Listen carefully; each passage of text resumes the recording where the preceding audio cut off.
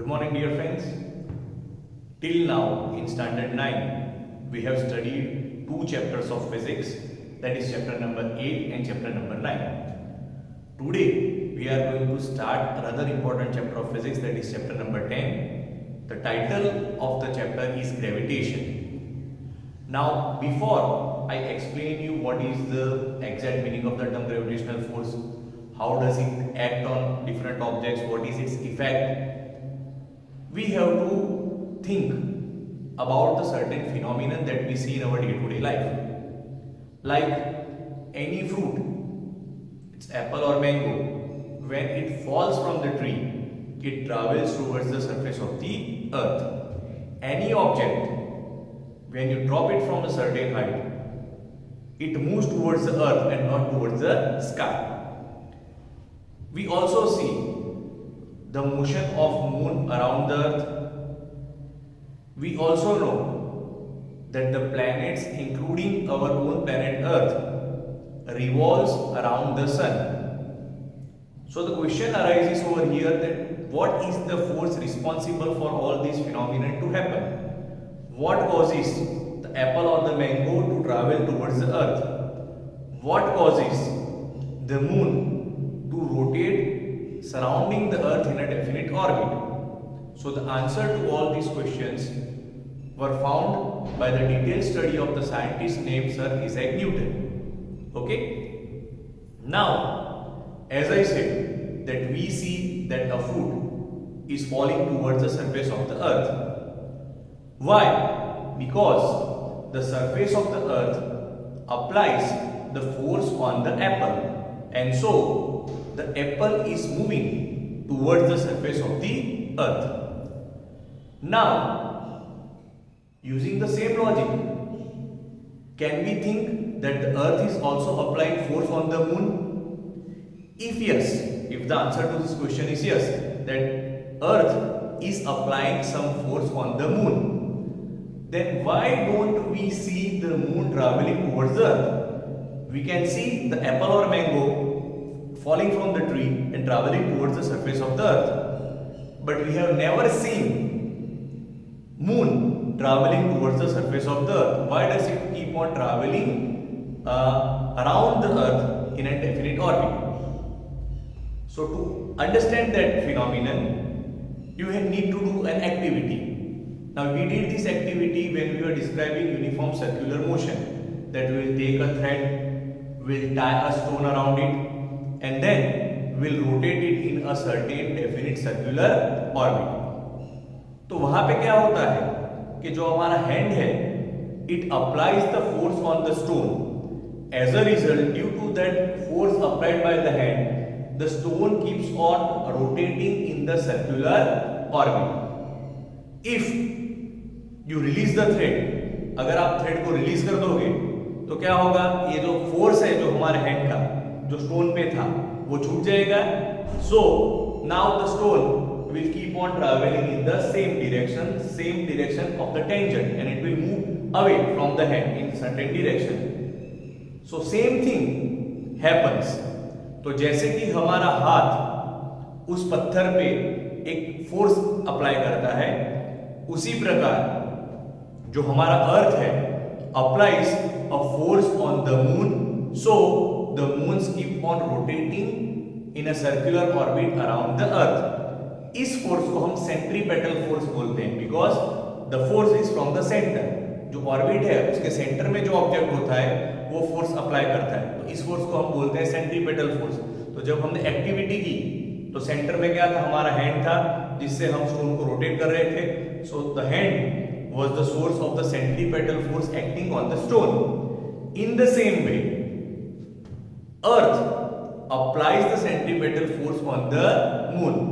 As a result, moon keeps on revolving around the earth in a particular circular orbit.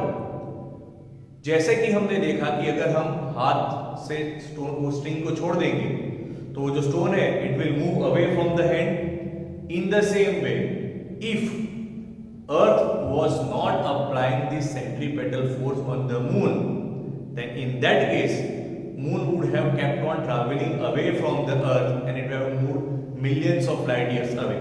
It won't have been revolving around the earth in the particular orbit. So I'm quite sure that you understood the meaning of these two terms, that is the gravitational force and the centripetal force. जैसा कि हमने discuss किया कि जब भी कोई fruit tree पे से गिरता है तो वो जो फ्रूट है it travels towards earth. Why? Because earth applies a pull or attractive force on the apple. Now let us go into the flashback chapter number 9. वहां पे हमने different laws पढ़े थे. Third law of motion said that action and reaction are equal and opposite. तो उसका मतलब क्या है कि अगर अर्थ एप्पल पे फोर्स अप्लाई कर रही है तो Apple will be also applying some force on the earth. Understand it properly. We see the apple traveling towards the surface of the earth. क्यों? क्योंकि जो surface of the earth है, it is applying a pull or a gravitational force on the apple. So according to third law of motion, apple should be also applying equal and opposite force on the earth. तो अगर ये statement सही है, तो फिर अगर force की value भी same है, तो earth should also move towards the apple. लेकिन ऐसा तो हम में से किसी ने कभी नहीं देखा. We have seen millions of apples or millions of mangoes traveling towards the surface of the earth, but nobody has seen that due to the gravitational force or gravitational pull of the apple, earth travels towards the apple. ऐसा कभी नहीं होता. तो उसमें भी एक law आता है, that is the second law of motion. उसमें क्या है कि जो acceleration है, okay, the speed with which the object travels is inversely proportional to its mass. तो जब आप कंपेयर करते हो एप्पल का मास और अर्थ का मास, तो दोनों में से मास किसका ग्रेटर है? So it's a very simple question to answer, that the mass of earth is far more greater compared to mass of the apple. तो हालांकि दोनों फोर्स की इफेक्ट सेम है, जिस ऑब्जेक्ट का मास कम होगा उस पे फोर्स की इफेक्ट ज्यादा होगी. I give you simple example. ठीक है, you take two different objects. चलो हमने एक बॉक्स ले लिया कार्डबोर्ड का, वो बिल्कुल खाली है. ठीक है, उसमें कुछ भी नहीं रखा हुआ है. So it's hardly 1 kg in weight. Now I have taken second identical box. उसकी साइज उसी बॉक्स के सिमिलर है, लेकिन उस बॉक्स में हम पुरानी बुक्स भर देते, up to the brim complete भर देते. तो जब आपने उस बॉक्स को कंप्लीटली बुक से भर दिया तो उसका मास हो गया सपोज 100 kg. तो एक बॉक्स है, उसका वेट है 1 kg, that is empty. The same size another box is there, it's mass is 100 kg. अब अगर आप दोनों बॉक्स पे इक्वल फोर्स लगाओगे तो दोनों का मोशन सेम होगा? नहीं होगा. फोर्स मैंने भले इक्वल लगाया है, ठीक है, but the box which has less weight will move far more compared to the box which is 100 kg in weight. तो same thing happens over here. तो जब हम बोलते हैं कि अर्थ ने एप्पल पे फोर्स लगाया, उस वक्त ये बात सही है कि एप्पल ने भी अर्थ पे उतना फोर्स लगाया, but as the mass of earth is much more greater compared to the mass of apple, we see apple moving towards the earth and not the earth moving towards the apple. Same logic. जब हम बता रहे थे कि भाई जो moon है वो अर्थ के अराउंड एक ऑर्बिट में रोटेट करता है, तो ऐसा क्यों? Why is earth not rotating towards the moon? तो उसका भी रीजन यही है कि when you compare the mass of earth and moon, ठीक है, the mass of earth is far more greater than the moon. As a result, moon will rotate around the earth. But when you compare the earth and the sun, earth is one of the planets, okay, different planets revolve around the sun in definite orbit. So when you compare the mass of sun and mass of earth, उस case में जो सन का मास है वो अर्थ से कहीं ज्यादा है. So that's why we see earth rotating in a particular orbit around the sun. तो जब हम एस्ट्रोनॉमी की बात कर रहे हैं, ठीक है, तो हमको यही याद रखना है कि अगर दो ऑब्जेक्ट है तो जिस ऑब्जेक्ट का मास ग्रेटर होगा वो सेंटर में रहेगा और जिस ऑब्जेक्ट का मास कम होगा it will rotate around that object in the centre in a definite orbit due to the pull applied by that object. तो जो मून है वो अर्थ के इर्द गिर्द क्यों रोटेट कर रहा है? Because earth is applying force on moon, so due to that force it continues its motion in a definite orbit. अगर ये फोर्स नहीं होता तो it would have moved away. Okay, in the same way, sun applies the force on Earth and all the other planets of our solar system. That's why these planets revolve or rotate around the sun in a particular orbit. So I am quite confident that you might have understood the meaning of these two terms, that is gravitational force and the centripetal force. The first important theory of this chapter that we are going to learn is the universal law of gravitation. Dear friends, it's a very important theory, most important for the examination point of view and very easy to understand. So first of all, before we derive any mathematical formulations of this thing, let us understand the statement of universal law of gravitation. Universal का मतलब क्या है कि ये law है it is applicable to all the objects, okay, and all through the universe. ऐसा नहीं कि ये जो law है it is only applicable to a particular country or continent or a planet. It is applicable everywhere in the universe. So we are going to learn about universal law of gravitation. What is the statement? Every object in the universe attracts every other object. Universe का हर कोई एक object होता है वो उसके इर्द गिर्द वाले सारे ऑब्जेक्ट्स को अट्रैक्ट करता है। किस फोर्स से? Every other object with a force which is proportional, it is directly proportional to the product of their masses and inversely proportional to the square of distance between them. फिर से statement क्या है? Every object in the universe, so I am one of the object in the universe, okay, attracts every other object. यानी मैं इस classroom में खड़ा रह के लेक्चर ले रहा हूँ तो क्लासरूम में जो भी सारे चीजें यहाँ पे रखी हुई है like a bench, a table, a chalk box, a fan और even the camera, okay, so what is happening that I am attracting those objects and those objects are also attracting me, okay. तो इसके बीच में force को कैसे calculate करते हैं? So the force is calculated by this thing. So every object in the universe attracts every other object with a force that is proportional to the product of their masses. तो यानी कि अगर मुझे find करना है कि मैंने और कैमरा ने एक दूसरे पे कितना फोर्स अप्लाई किया है तो उसके लिए मुझे क्या फाइंड करना है? That force is directly proportional to the product of their masses. मेरा मास और कैमरा का मास उसका प्रोडक्ट करना है, उससे डायरेक्टली प्रोपोर्शनल है and inversely proportional to the square of distance between them. यानी मेरे और कैमरा के बीच जो डिस्टेंस है उसको इनवर्सली लेके उसका स्क्वायर लेना है. उसको अगर मैं फॉर्मूला में रखूंगा then I will be able to find the value of force applied by me on the camera और by camera on me. So when you will calculate this thing the value of this force will be very negligible. It will be to the extent of power 10 raised to minus 11. तो उस वजह से force तो apply हो रहा है but you don't see me running towards the camera or camera jumping towards the me. Why? Because the force that me and the camera are putting over each other, it has very less value. जो force है उसकी value बहुत ही negligible है.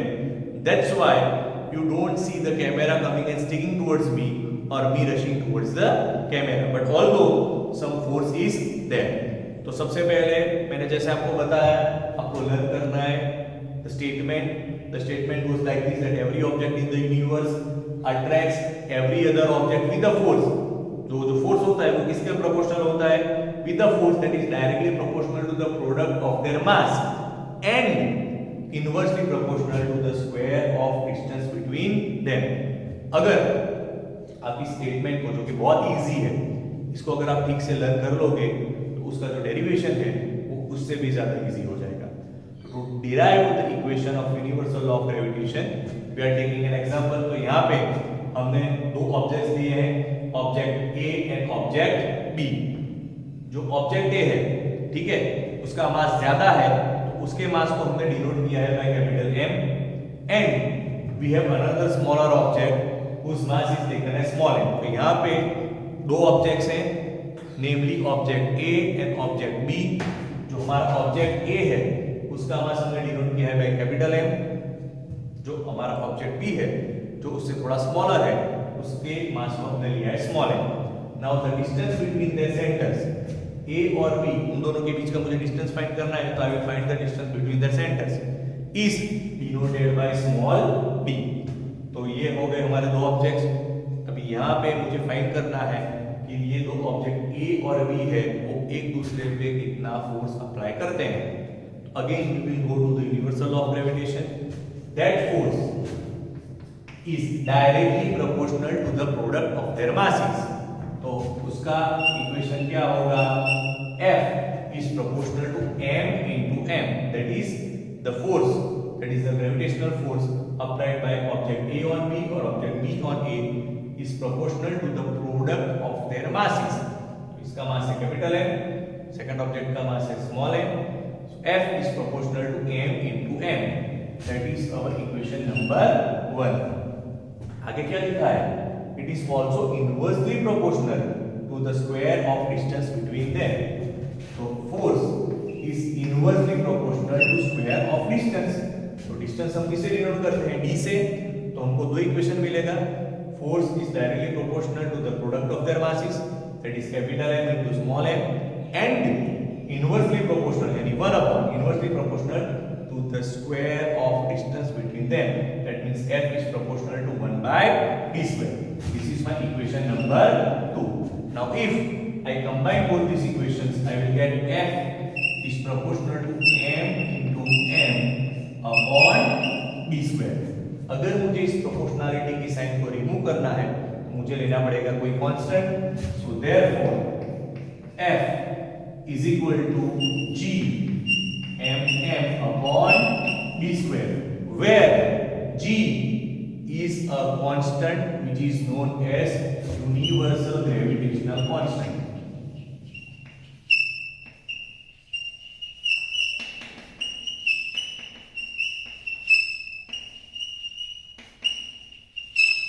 तो फिर से समझते हैं कि हमने इक्वेशन को ऐसे डिराइव किया, we are having two objects A and B, their masses are respectively capital M and small m, the distance between them is taken as small d। Now according to the universal law of gravitation, the force applied by both objects on each other will be directly proportional to the product of their mass, so F is proportional to m into m, that is my equation number 1, and it is inversely proportional to the square of distance between them, so F is proportional to 1 upon d square, that is my equation number 2। मैंने क्या किया, मैंने दोनों equation को combine किया, तो क्या मिला मुझे, F is proportional to mm upon d square। I have to remove this proportionality sign, so I have taken some constant that is capital G, so F is equal to g mm upon d square, where capital G is universal gravitational constant।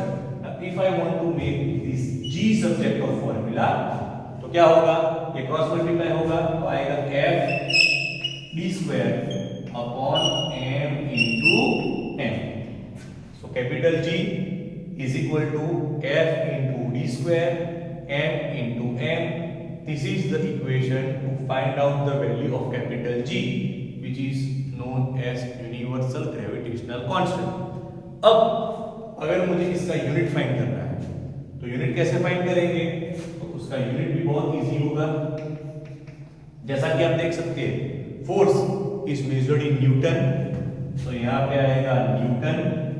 Distance is generally taken in metre as SI unit, so d square यानी newton into metre square upon ये जो मास है दोनों वो किस में major होंगे, kilogram में, so kilogram into kilogram, that is kilogram square, और you can write as newton metre square kg square inverse।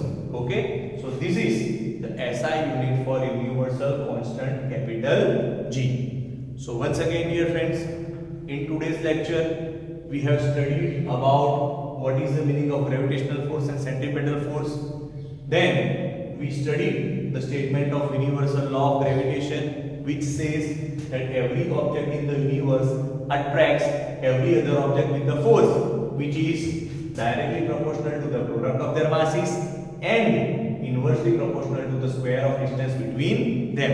तो इस स्टेटमेंट को हमने मैथमेटिकल फॉर्म में, इक्वेशन फॉर्म में लिया, उससे हमने डिराइव किया कि F is proportional to mm upon d square. फिर हमने प्रोपोर्शनलिटी की साइन को रिमूव किया, लिया constant that is capital G, so F is equal to G mm upon d square, where capital G is universal gravitational constant।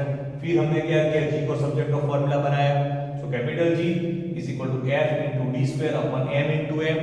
then we derive the unit of capital G, so force is measured in Newton, distance in meters, so Newton meter square upon mass into mass, that is kg square। so SI unit of universal gravitational constant that is denoted by capital G is Newton meter square per kg square or Newton meter square upon kg square।